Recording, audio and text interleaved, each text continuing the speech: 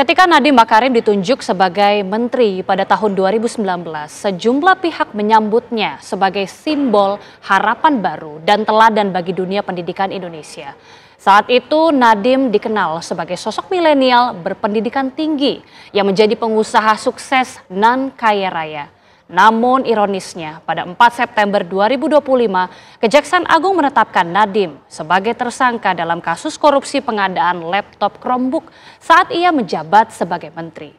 Saksikan selengkapnya dalam segmen Benang Merah.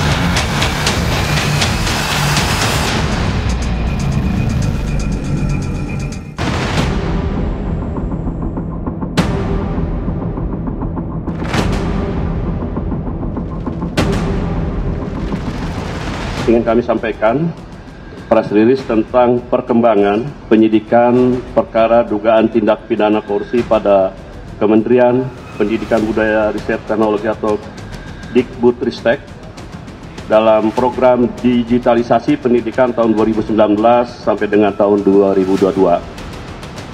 Penyidik pada Gedung Bundar sebelumnya telah menetapkan tersangka terhadap 4 tersangka. Dan dalam perkembangannya, penyidik melakukan pendalaman, pemeriksaan, dan pemanggilan terhadap para saksi kurang lebih 120 dan juga 4 ahli. Dari hasil pendalaman, keterangan saksi-saksi dan juga alat bukti yang ada pada sore dan hasil dari ekspos telah menetapkan tersangka baru dengan inisial NAM.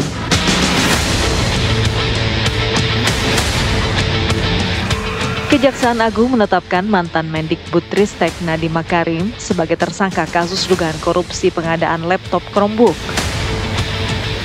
Hal ini diumumkan Kapus Penkum Kejaksaan Agung Anang Supriyatna usai 3 kali Nadiem menjalani pemeriksaan. Ia pun telah dicegah ke luar negeri sejak 19 Juni lalu.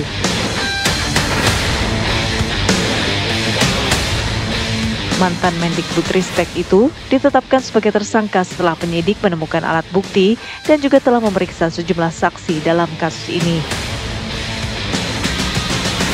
Pada bulan Februari 2021 telah menerbitkan Permendikbud nomor 5 tahun 2021 tentang petunjuk operasional dana alokasi khusus fisik reguler bidang pendidikan tahun anggaran 2021 yang dalam lampirannya sudah mengunci spesifikasi Chrome OS.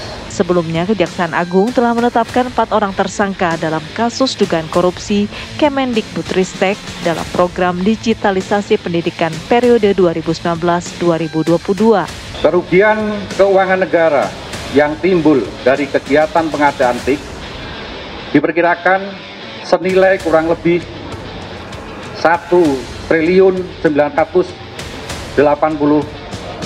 miliar yang saat ini masih dalam penghitungan kerugian keuangan negara oleh BPKP. Ketentuan yang dilanggar: 1. Peraturan Presiden nomor 123 tahun 2020 tentang petunjuk teknis dana alokasi khusus fisik tahun anggaran 2021. Kedua, Peraturan Presiden nomor 16 tahun 2018 sebagaimana telah diubah dengan Peraturan Presiden nomor 12 tahun 2021 tentang pengadaan barang jasa pemerintah.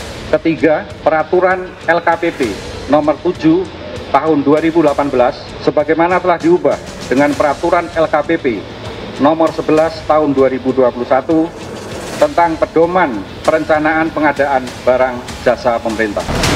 Para tersangka diduga berperan mengondisikan sejak awal, termasuk mengubah hasil kajian sistem operasi dari Windows ke Chrome OS dari Google atas arahan langsung dari Mas Menteri Nadiem Makarim.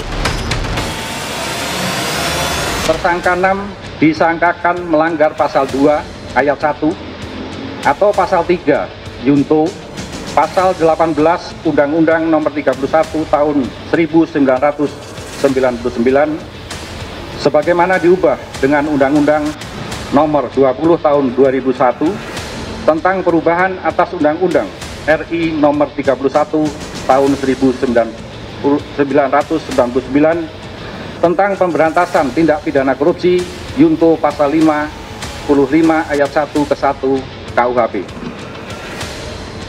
Untuk kepentingan penyidikan, tersangka NAM akan dilakukan penahanan di rutan selama 20 hari ke depan sejak hari ini tanggal 4 September 2025 bertempat di Rutan Salimba Cabang Kejaksaan Negeri Jakarta Selatan. Melihat pengungkapan kasus ini Kejaksaan Agung luar biasa. Artinya disasar dari yang kecil. Oh, direktur SD, direktur SMP, kemudian stafnya dan sebagainya. Baru staf ini paling tidak kan menyangkut bahwa ini adalah anjuran dari Pak Nadiem. Kan gitu kan. Pak Nadiem yang memerintahkan kan melihat kalau berbagai kasus yang diceritakan dari penerangan kejaksaan itu sudah demikian rigid perannya. Lah, pertanyaannya, Pak Nadiem berani menabrak aturan, berani memberikan perintah itu. Pak Nadiem diperintah siapa? Oleh siapa? Pengaruh siapa?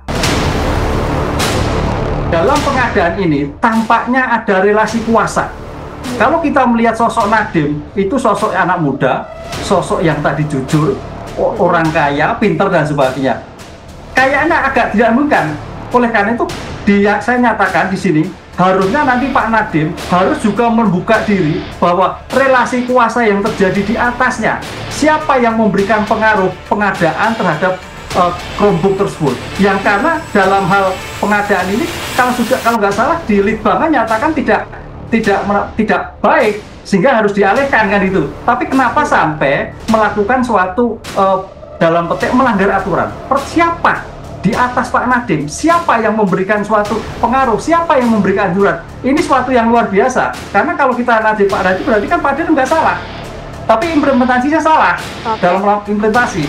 Nah, ini Mbak, saya kira nanti harus berkembang sampai sana. Pak Nadiem jangan jadikan bemper, tapi harus membuka terhadap pengaruh-pengaruh di atas yang terhadap kasus ini. Kebenaran material itu adalah kebenaran sebenarnya. Oleh karena itu, kita nanti, saya kira PPATK juga akan melihat bahwa ketika melakukan suatu pelanggaran kaitannya pengadaan perombu, duit itu larinya kemana?